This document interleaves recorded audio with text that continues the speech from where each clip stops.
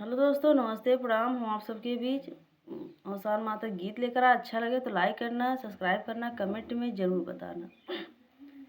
हे मैया कई के ना वादा भुलाऊ, हे मैया कई के ना वादा भुलाऊ, होए सजनवा के लंबे उमरिया, होए सजनवा के लंबे उमरिया, हे मैया ई है आशीष दिए जाऊ, हे मैया ई है आशीष दिए जाऊ, हे मैया कई के ना वादा भुलाऊ, हे मैया कई के ना वादा भुलाऊ, प्यारे ललनवा के बाढ़े अकेलिया, प्यारे ललनवा के बाढ़े अकेलिया, हे मैया ई है आशीष दिए जाऊ, हे मैया ई है आशीष दिए जाऊ, हे मैया कई के ना, हे मैया कई के ना